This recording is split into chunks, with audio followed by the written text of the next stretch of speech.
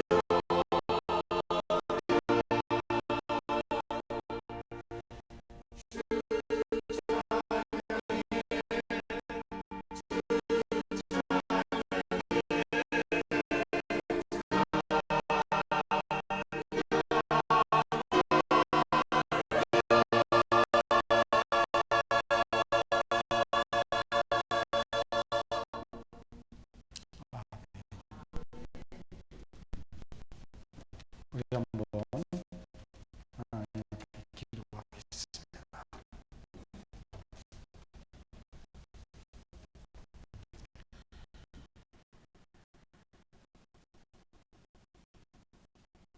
이 시간도 이제 우리가 하나님의 말씀을 통해 우리의 마음을 열고 마음에 새기며 더욱더 2016년도 한 해를 살아계신 하나님 앞에 참된 믿음의 삶을 살고자 합니다. 마음속에 깊게 도전이 되어지고 새겨질 내용들 성령님께서 각자의 삶 속에 적용하여 갈 수 있게 도와주시고 새겨주시기를 간구합니다. 오직 성령님께서 이 부족한 제 입술을 붙들어 주셔서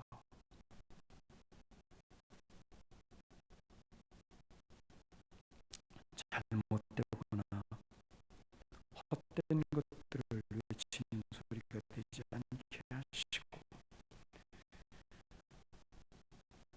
하나님께서 바라시고 소망하시는 것들만이 나뉘어질 수 있는 소중한 시간 되도록 인도해 주시옵소서.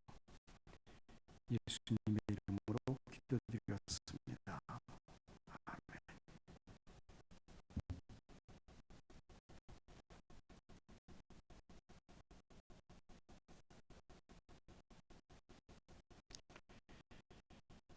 예수님께서 이 땅에 오셔야 했던 목적은 2절에 의하면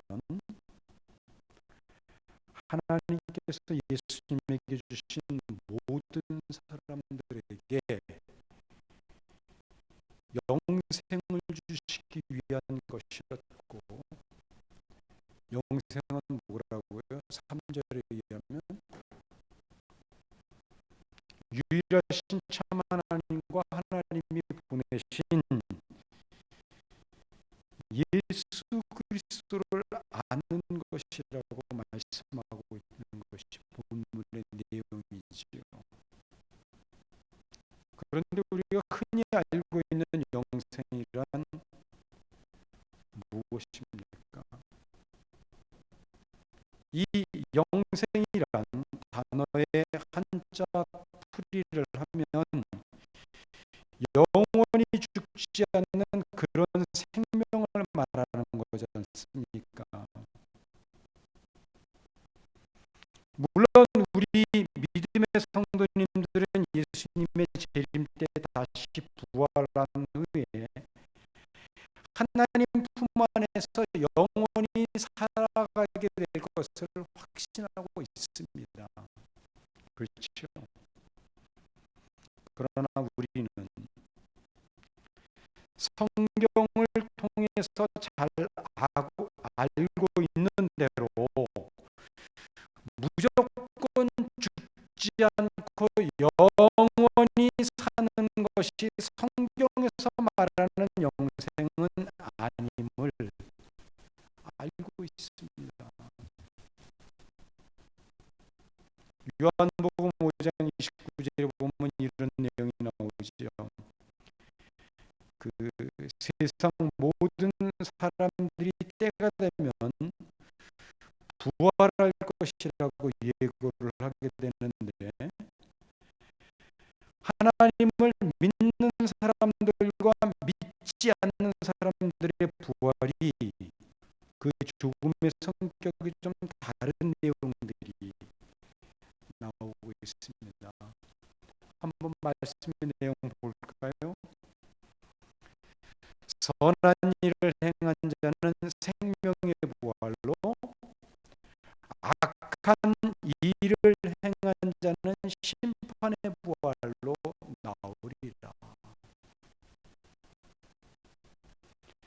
이 부활은 영원히 죽지 않고 살기 위해서 나타나게 되는 것을 말합니다. 마지막 심판 때, 또 요한계시록 20장 13절부터 15절은 악한 일을 행한 사람들의 부활에 대해서 이러한 내용의 말씀을 들려주고 있습니다.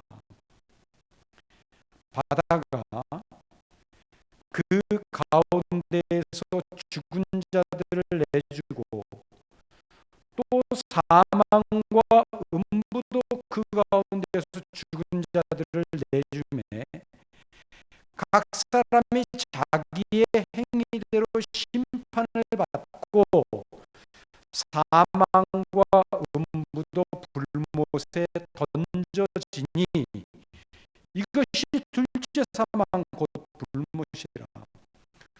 누구든지 생명책에 기록되지 못한 자는 불못에 던져지리라. 둘째 사망이라고 일컫는 영원한 불못 속에서 살아가게 될 자는 죽지 못하고 그 뜨거운 불 속에서 영원히 살게 되는데, 이런 모습을 가리켜서 성경은 영생이라고 말하고 있지 않다는 것입니다. 그렇다면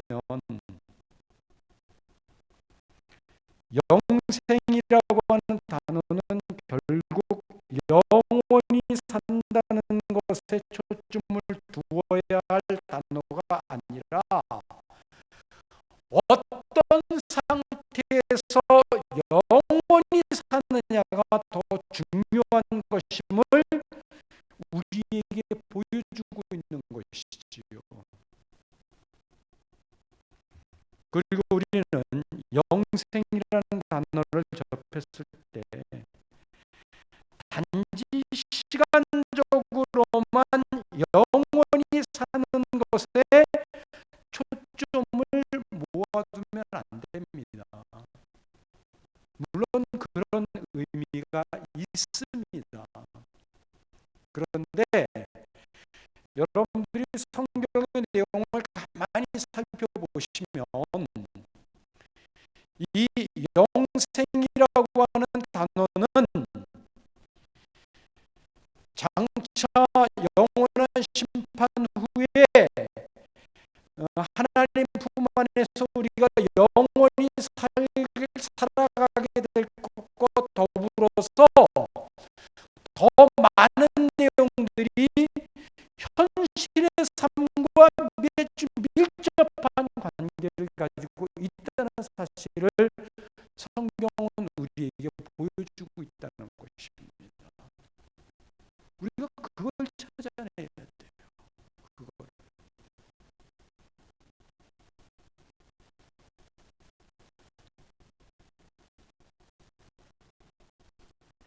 그래서 도대체 성경에서 말하고 있는 영생이란 무엇이고, 어떤 사람들이 예수님이 말씀하시고 있는 것처럼 영생을 얻게 되는지,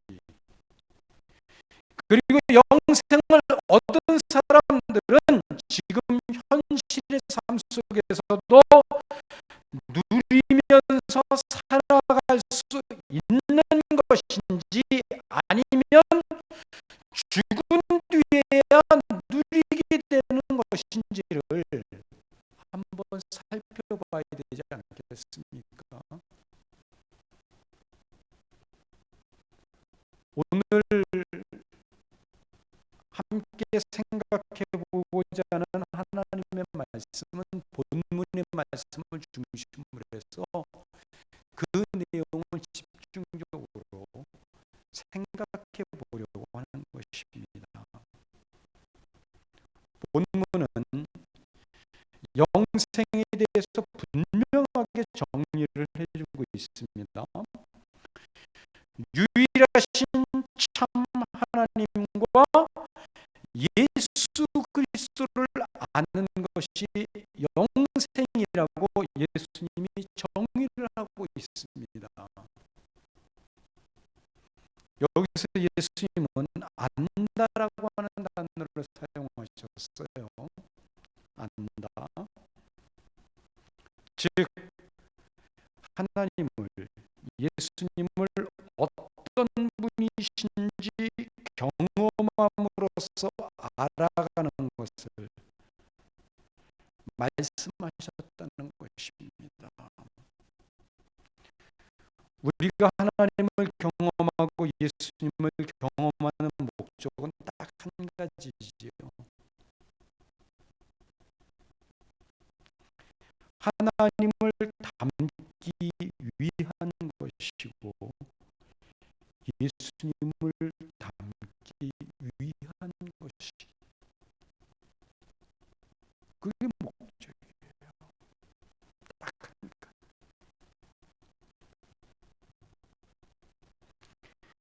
우리가 하나님을 알면 알수록 그분의 마음을 품게 되고 그분의 성품을 담게 되기 때문에 결국에 나는 없어지고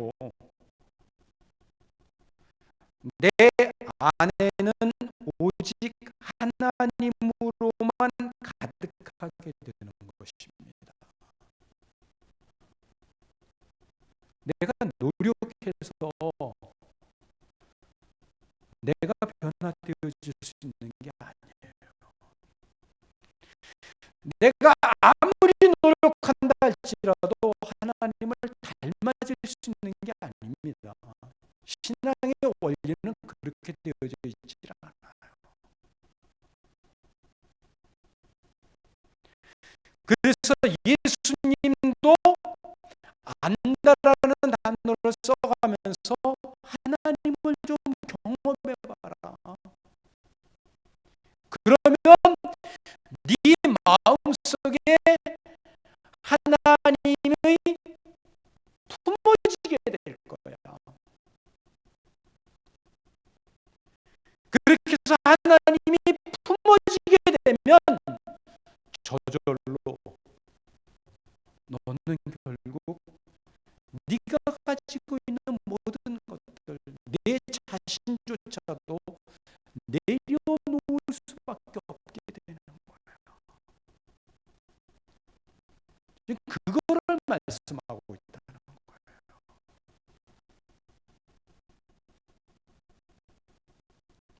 즉 영생이란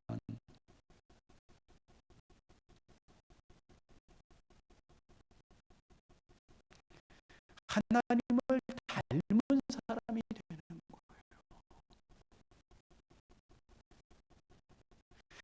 하나님이 창조하신 원래의 존재의 목적에 맞게, 그래서 하나님의 형상을 회복한 상태로 살아가는 그 자체를 말하는 것입니다.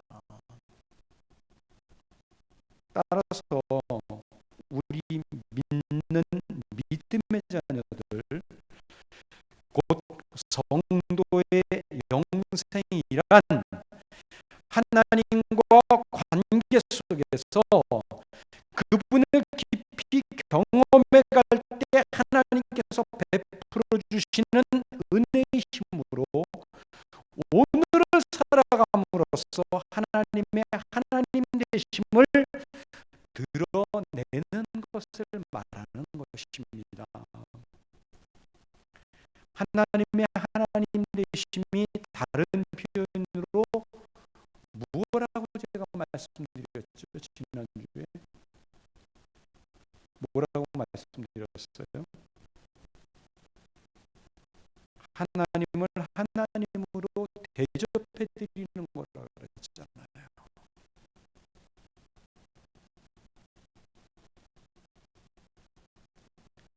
말로 다할 수 없는 사랑과 은혜로 우리를 죄에서 건져내신 하나님 앞에 너무나 감사하고 감격하여 순종하는 삶을 선택해 갈 뿐만 아니라 하나님께서 나를 창조하시고 불러내 자녀로 삼아주신 그 의미를 알아서 세상 속에서 나의 성품과 삶을 통해 하나님은 여전히 살아계시고 그분의 자녀들과 함께 하시고 놀라운 능력으로 인도하고 계심을 보여주는 삶을 살아가는 것이 바로 영생입니다. 영생을 누리며 살아가는 삶이 바로 그런 삶이에요. 이는 우리가 단순히 예수님의 십자가 사건으로 구원받았다는 사실을 받아들임으로써 나타나는 삶이 아니라 예수님의 십자가 사건으로 하나님과의 관계가 회복되어진 이후에 그 관계의 지속된 삶을 위해 하나님을 알아가는 삶, 하나님이 어떤 분이신지를 경험하게 되는 삶을 통해 나타나게 되는 것이라고 할 수 있는 것입니다. 우리는 삶 속에서 하나님을 경험해 갈수록 하나님을 향한 순종의 삶이 기쁨으로 선택되어지고 하나님이 기뻐하시는 삶이 무엇인지를 알기 때문에 그 삶의 기쁨으로 나를 들여갈 수 있게 되는 것입니다. 그래서 예수님은 본문에서 하나님을 알고 예수 그리스도를 아는 것이 영생이다, 이렇게 말씀하셨던 것입니다. 하나님은 인간을 처음부터 이런 모습 속에서 삶을 살아가도록 지으셨어요. 그러나 처음에 인간인 아담은 순종을 전제로 하는 영생 대신 순종과는 반대가 되는 죄를 택함으로써 이 땅에 죄가 들어왔고 그 죄는 영생을 파괴해버렸습니다. 하나님과의 관계를 끊어버렸다는 거예요. 그리고 자기 자신이 하나님이 되어 하나님까지도 자신의 삶의 목적과 만족을 이루기 위한 도구로, 수단으로 바꾸어 버린 것입니다. 이런 인간을 포기하지 못하고 죄로 죽어 있는 인간들 중에 얼마를 하나님 품 안으로 불러들이기 위해, 즉 영생의 삶을 다시 주시기 위해 예수님을 이 땅에 보내주셨던 것입니다. 그리고 우리는 바로 그 혜택을, 그 선택을 얻은 사람들이지요. 그런데 이것이 우리의 입장에서 볼 때는 너무나 귀하고 너무나 감사하고 아름다운 것인데, 이러한 내용도 여기에 함께 포함되어 있다는 걸 여러분들이 놓치시면 안 돼요. 어떤 것인 줄 아세요? 하나님은 우리에게 영생을 누리는 삶을 살아가도록 하시기 위해 예수님을 이 땅에 보내셨고 십자가에서 죽게 하셨어요.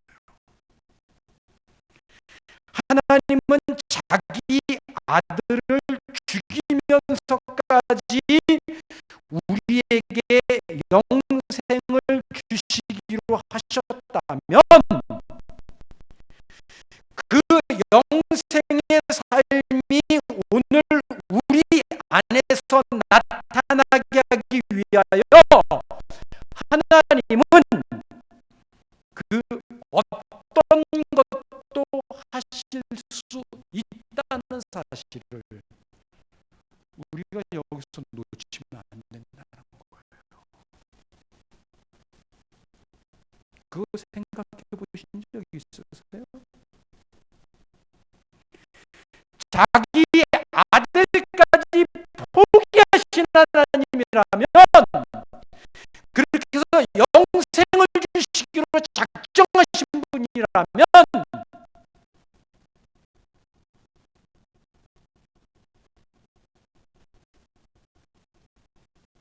그렇게 해서 하나님 품 안으로 품은 우리에게 그 영생의 삶이 나타나고 누리게끔 하기 위해서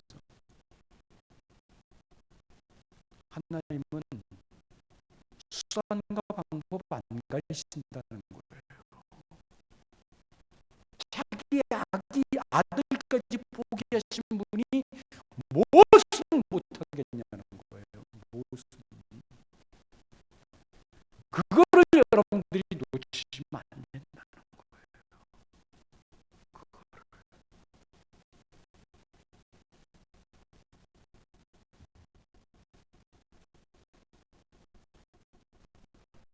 하나님은 우리의 자아가 너무나 강하고 나라고 하는 존재 자체를 쉽게 우리가 내려놓지 못한다는 사실을 너무나 잘 알고 계십니다. 그래서 나를 버리게 하시고 내려놓게 하시기 위하여 사용하시는 것이, 사람마다 정도의 차이가 있고 방법은 다르지만 고난이라는 것을 주어 주시는 것이고 인생의 어려움과 고통을 경험해 가게 하시는 것입니다. 그런 것들이 아니면 우리는 나를 내려놓지 않아요. 여러분들이 평상시에 기도해라 해도 기도 안 하죠. 어느 때 기도가 나와요? 죽을 만큼 힘들 때 기도하게 돼요.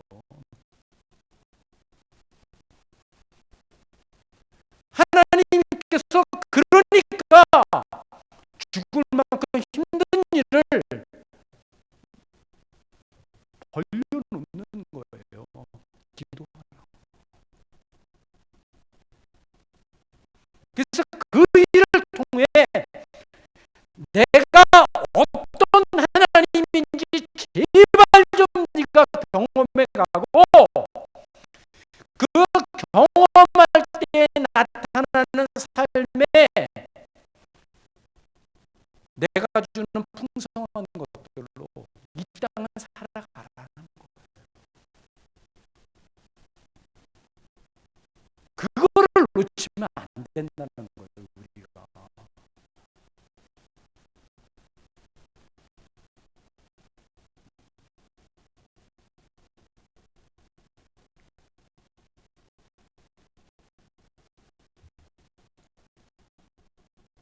심하면은요, 사랑하는 사람까지도 데려가시는 경우도 있어요. 그 대표적인 사람이 제가 두 번에 걸쳐서 예화를 말씀드렸던 잔인한 자비라고 하는 책을 썼던 쉘던 베너컨 교수의 얘기 아닙니까?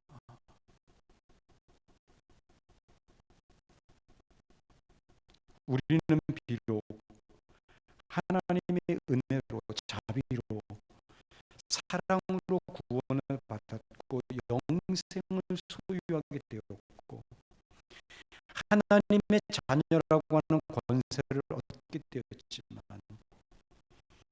이제 이 변화된 신분을 가지고 일정한 시간 동안 이 세상에서 살아가야 합니다.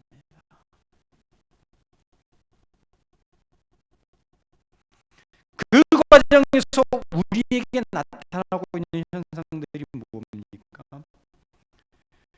분명 하나님이 우리를 붙들고 계시고 하나님과 더불어 동행하는 삶을 살며 하나님을 예배하고 찬양하는 삶을 살아가고 있지만 그럼에도 여전히 세상의 영향과 죄의 유혹 속에서 자주 넘어지고 실패하는 삶을 경험하고 있지 않습니까? 그게 우리의 현 주소죠. 영생은 우리가 하나님이 우리를 지으시고 부르신 목적, 곧 하나님의 형상을 회복한 삶, 하나님께 온전히 순종하는 삶을 살아가야 하는 것이지만 영생을 소유하고 있는 우리가 죄의 세상 속에서 죄의 유혹을 받아 순종이 아닌 불순종의 삶을 살아가고 있다는 것은 오늘 우리가 심각하게 고민해 볼 수 있어야 하는 부분입니다. 영생은 하나님 성품의 반영이고 하나님께 전적으로 순종하는 삶이고 다가올 세대의 새로운 생명이고 예수님은 이 영생을 우리에게 주시려고 십자가에서 자신의 생명까지 버렸습니다.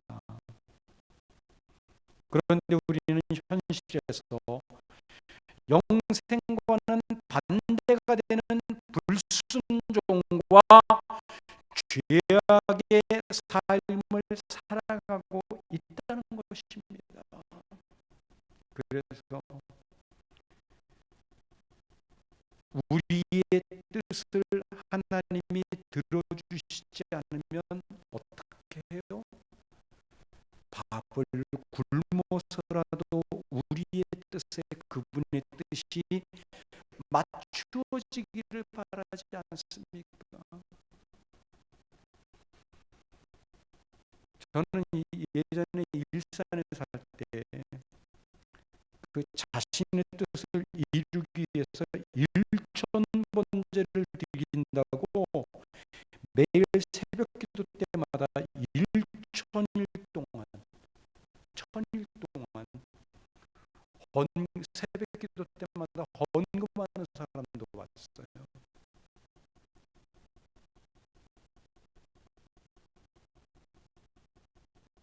그런데 이런 모습은 하나님 앞에 순종하는 삶의 모습과는 거리가 있어 보이지 않습니까? 영생을 누리는 삶과는 좀 거리가 있어 보인다는 것입니다. 이 영생이라는 것은 하나님께서 하나님이 요구하시는 어떤 삶을 살아가는 것이 아니라 본문의 표현대로라면 하나님을 알아가는 것. 그분이 어떤 분이신지, 그분의 사랑이 어떤 모습으로 나타나는지, 그 사랑이 얼마나 큰 것인지를 알아가는 것을 말하고 있는 것이 바로 본문입니다. 그래서 나 자신은 정말 이렇게 하나님께서 놀라운 은혜와 사랑을 베푸셨음에도 불구하고 실패와 순종의 삶을, 불순종의 삶을 살아갈 수밖에 없는 존재이지만 그런 나를 여전히 하나님이 얼마나 사랑하시는지, 하나님이 얼마나 나를 하나님 닮은 사람으로 만들어가고 싶어 하시는지, 하나님이 얼마나 지금도 나와 사랑의 관계 속에서 나를 만나고 싶어 하시는지를 알아갈 때 우리는 아주 당연하고 자연스럽게 하나님 앞에 나를 내려놓고 나의 삶을, 나의 마음을 하나씩 하나님께 기쁨으로 내어드리는 삶을 살아갈 수 있게 되는 것입니다. 영생을 누리는 삶은 그런 삶을 살아갈 수 있게 된다는 것인지요. 따라서 우리는 영생을 이 땅에서도 경험하며 누리며 살아갈 수 있는 것입니다. 훗날 우리는 분명히 하나님 품 안에서 영원히 살아갈 수 있게 될 거예요. 완전히 변화되어진 모습 속에서. 그러나 이 땅에서도 그때 살아가게 되어질 삶의 여정들 속에서 경험하고 누리게 될 것들을 미리 맛보며 살아갈 수 있게 된다는 것입니다. 그것이 바로 하나님을 닮아가는 삶. 하나님께서 원래 의도하셨던 하나님 형상으로 회복되어진 삶의 모습 속에서 나타나는 내용들이라는 것입니다. 이러한 영생의 본질적인 부분을 잘 설명하고 있는 성경 말씀이 바로 누가복음에 나타나는 선한 사마리아인의 비유입니다. 이 비유의 발단은 한 율법사가 예수님께 무엇을 행하여야 영생을 얻을 수 있습니까? 라고 묻는 데서부터 시작이 되죠. 여기서도 영생이라고 하는 문제가 발단이 된 거예요. 그러니까 이것이, 이 영생이라는 단어가 우리 믿는 기독교에서만 통용되어지는 단어가 아니라 유대인들에게도 똑같은 관심이 있었다는 것입니다. 영생.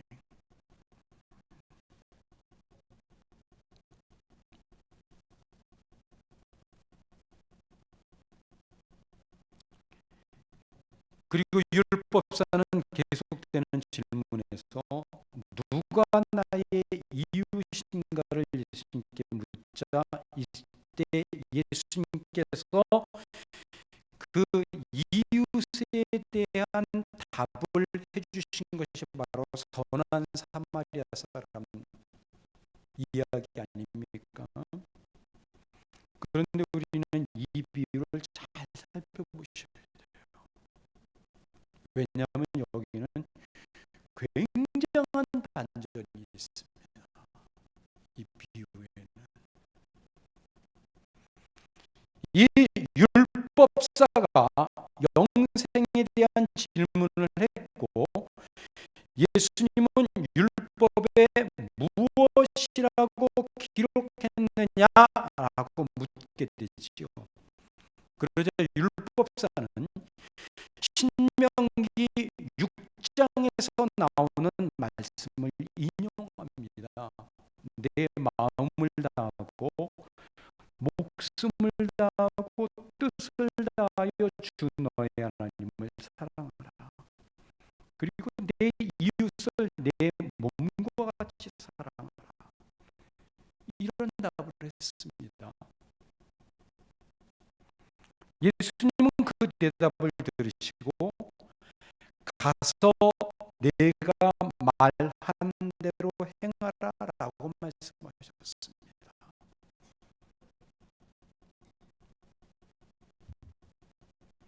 그러자 성경은 다음 절에서 이 율법사가 자기를 옳게 보이려고 했던 질문이 바로 누가 나의 이웃이냐에 대한 질문이었습니다. 예수님께서 이 율법사에게 말씀하신 내용대로라면 하나님을 사랑하고 이웃을 사랑하면 영생을 얻을 것이라는 말처럼 들려집니다. 그렇죠? 예수님은 이렇게 말씀하시지 않았어요. 여러분들에게 착각하시면 안 돼요. 내 하나님을 사랑하고 내 이웃을 내 몸과 같이 사랑하라. 그러면 영생을 얻을 거야. 이렇게 말씀하시지 않았다는 거예요. 그냥 가서 행하라라고만 했어요. 그런데 율법사는 그거를 어떻게 받아들였느냐? 그렇게 내가 행하면 영생을 얻게 될 거야. 그러니까 내가 예수님이 말씀하신 대로 그리고 성경의 율법에 기록되어진 대로 행하고자 하는 마음속에서 누가 나의 이웃입니까? 이렇게 물었다는 겁니다. 누가 나의 이웃이냐? 왜냐하면 그 당시 이 유대 사회에서의 이웃에 대한 개념은 두 종류 부류의 사람입니다. 두 부류. 바로 유대인들 전체. 또 하나는 이방인이지만 유대교를 믿고 유대교 안으로 들어온 사람들. 여기에 해당되는 사람들이 이웃에 해당되어지는 사람이었어요. 그러니까 그런 사람들은 사랑하기 쉽지요. 그렇지 않아요? 사랑하기 쉽지요. 같은 동족이고 같은 종교를 가지고 있고 같은 하나님을 믿는 사람들인데 사랑하기 쉬워요. 그러니까 예수님께서 그런 사람들이 이웃이다, 자기들이 지금 알고 있는 그 개념대로 말씀하시면 즉시 가서 내가 행함으로써 영생을 얻겠다는 거예요. 그들을 사랑함으로써. 그런 의미에서 이 율법사가 누가 나의 이웃입니까? 라고 질문을 했던 것입니다.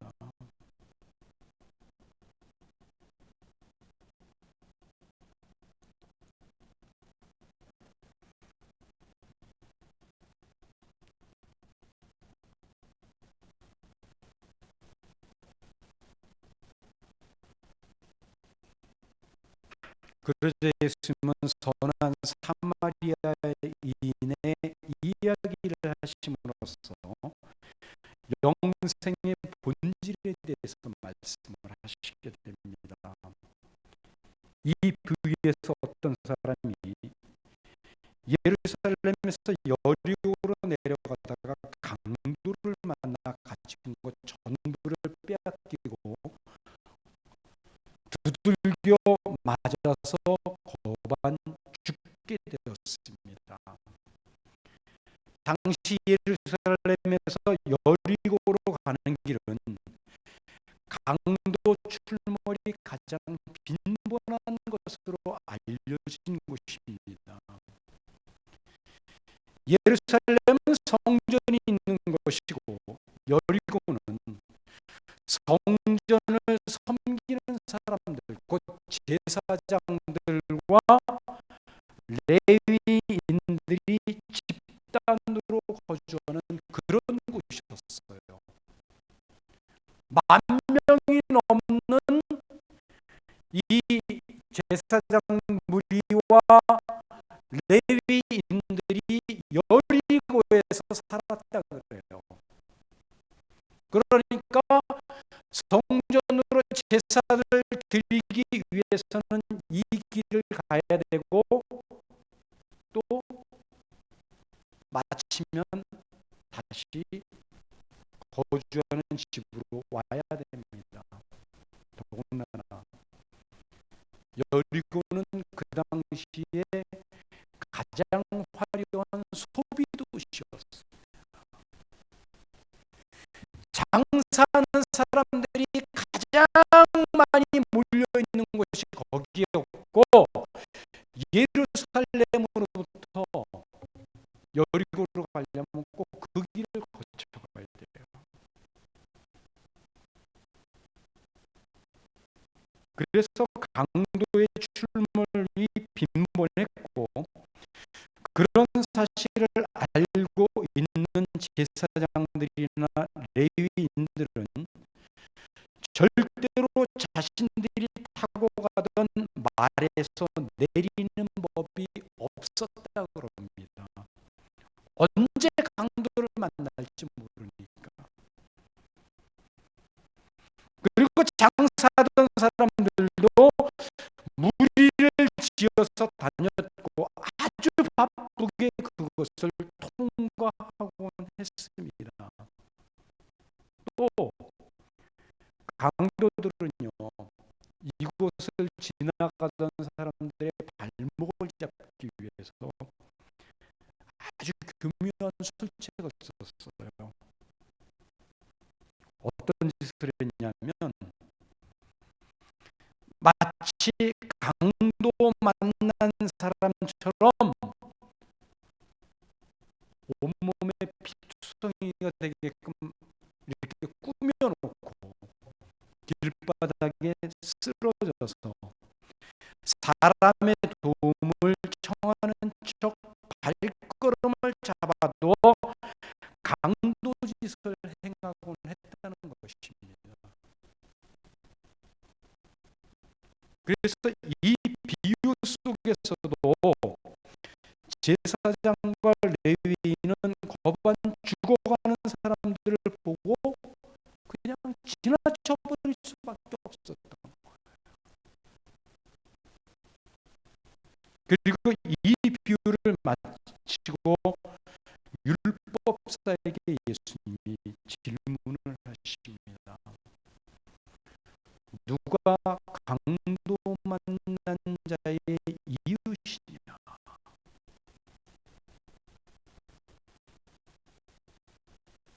너는 지금 율법을 잘 지켜서 하나님을 사랑한다고 굳게 믿고 있고, 앞으로도 이웃이 누구인가를 알아내어서 그 이웃을 사랑하겠다고 말하고 있지만, 그래서 영생을 얻어보겠다고 생각하는데, 너는 누구를 사랑하고 누구를 섬길 수 있는 그런 존재가 아니라, 너야말로 율법사, 너야말로 하나님의 은혜와 사랑과 긍휼을 입어야 할 강도 만난 자,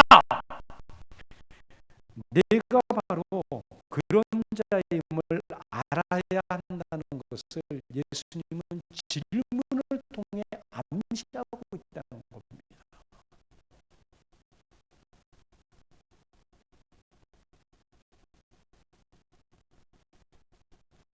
강도 만난 자는 누군가의 도움을 입어야지, 누군가를 도울 수 있는 자는 아니지 않습니까?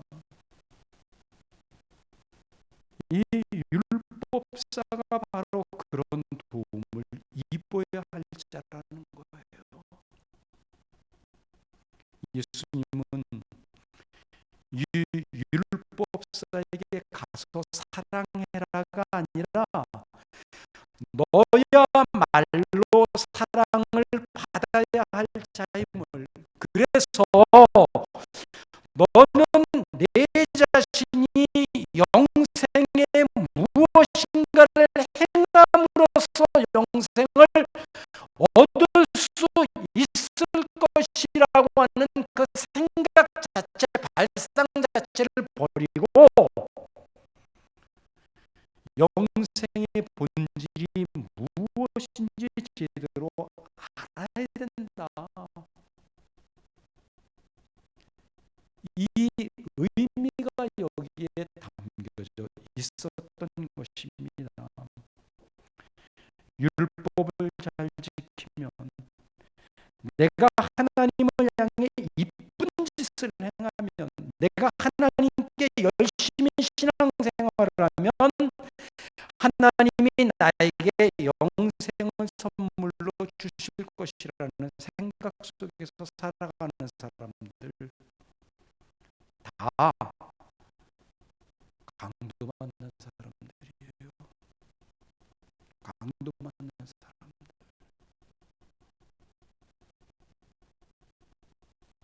죄와 허물로 이미 죽어 있는 자들이 무엇을 할 수 있다고, 누가 나의 이웃입니까? 라고 질문을 하는 것이냐. 예수님이 되묻고 계시는 것입니다.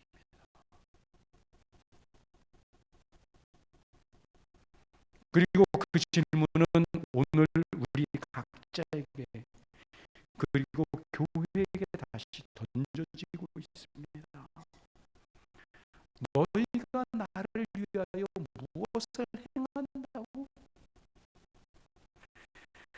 우리가 신앙생활 속에서 무엇인가를 행하는 것은 하나님과의 관계로 인하여 하나님을 알아가고 경험하게 될 때에 나타나게 되는 감격과 감사와 사랑의 반응이라고 했지요.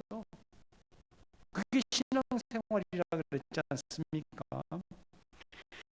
내가 무엇인가를 행했다고 하나님의 나를 이쁘게 보는 그런 것은 아니라 그랬지 않습니까? 이렇게 생각하는 신앙생활은 본질을 놓쳐버리는 것이라고 했지요. 내가 무엇인가 하나님을 위해 행하고 헌금을 열심히 하고, 그래서 하나님이 나를 축복해 주실 것이라든가 하나님을 향해 최선의 의무를 다했다고 생각하는 신앙생활들의 자세, 이것은 신앙의 본질을 왜곡시키는 것이라고 제가 여러 번에 걸쳐서 말씀드렸지 않습니까? 그렇다면 이런 생각 속에서 신앙생활을 하는 사람들의 모습은 결론적으로 강도를 만나서 무엇인가를 전부 빼앗겨버리는 사람들의 모습이며 율법사의 모습과 똑같은 모습인 것입니다. 율법사가 왜 강도 만난 사람인 줄 아세요? 그가 왜 강도 만난 사람인 줄 아세요? 그는 신앙생활에서 가장 중요한 하나님을 강탈당한 사람이에요. 그 하나님을 강탈당했기 때문에 본질적인 부분들을 생각할 수 없었던 것이고, 영생을 자꾸만 무엇인가를 행해야 얻을 수 있는 그런 신앙의 왜곡 속에서 신앙생활을 해갈 수밖에 없었던 것입니다. 오늘 우리들도 마찬가지입니다. 우리의 신앙에서 하나님을 빼앗겨 버리면요, 자꾸 내가 나올 수밖에 없고 내가 강조될 수밖에 없어요. 아담의 문제가 무엇인지 아십니까? 뱀이라고 하는 사탄에게 하나님을 빼앗겨 버린 것이 문제였다는 사실을 우리는 알아야 됩니다. 하나님을 빼앗겨 버린 거예요. 아담은 그 선악과를 통해서. 우리는 흔히 사탄이 우리의 건강을 빼앗고 물질을 빼앗아 간다고 생각하시지요. 그런데 사탄은 오히려 우리에게 이런 것들을 듬뿍 안겨주어서 하나님을 바라보는 시각을 물질의 풍요나 건강의 풍요함 속으로 돌게 만들므로 하나님을 향한 관심에서 멀어지게 만들고 마침내는 끊어버리게 함으로써 하나님을 빼앗아 버리는 것이 목적이에요. 그게 사탄의 목적입니다. 사탄의 주된 목적은요, 다른 것들을 우리 손에, 양손에 풍성하게 쥐어지게 만들므로써 우리에게서 하나님을 대신 강탈해 버리는 것입니다. 그게 사탄의 전략입니다.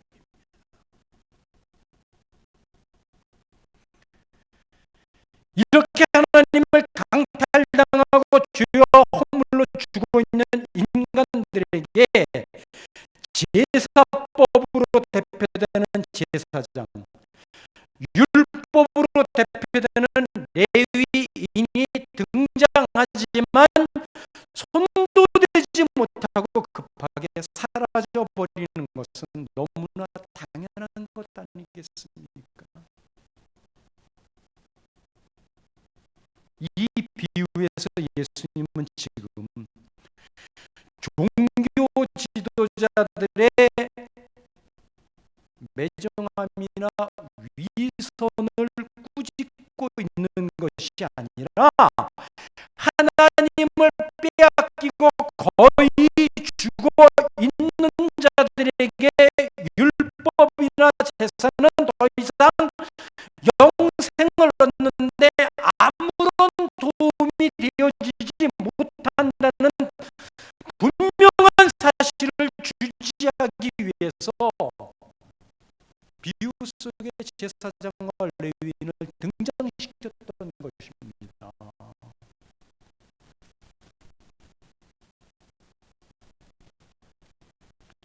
이 비유에서 당시 종교 지도자들의 위선을 지적하고자 한 것이 아니라 이들을 대표하는 율법은 당시의 제사의식은 강도 맞는 자, 곧 죄와 허물로 죽은 인간을 도와서 영생으로 인도할 수 없음을 분명하게 표하기 위해 표현하고 있다는 것을 우리는 여기서 볼 수 있어야 되는 거예요.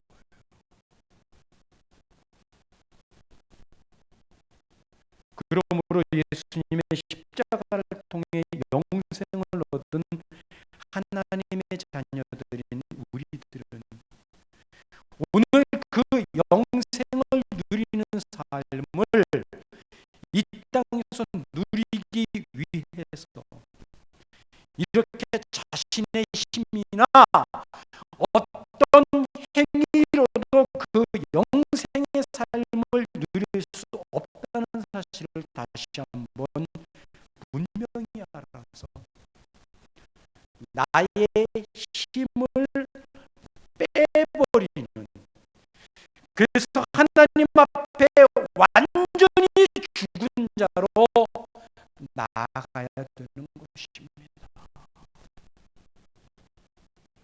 이것이 성도의 신앙의 본질입니다. 우리가 이 땅에서 만나는 모든 고난, 어려움, 실패, 절망적인 일들, 사건들은 하나님께서 결국 영생의 삶을 누리게 하기 위해 나를 죽여가기 위한, 하나님과의 관계를 이루어가는데 방해가 되는 모든 것들을 잘라내는 하나님의 방법이었던 것입니다.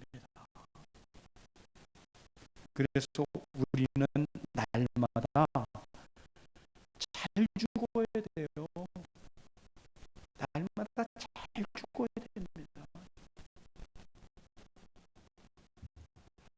그리고 날마다 하나님이 어떤 분이신지를 힘써 알아가는 삶을 통해 이 땅에서 우리가 마땅히 누리며 살아야 할 그 영생의 풍성함을 경험하며 늘 기뻐하는 삶을 살아가시는 여러분들 되시기를 진심으로 축원합니다.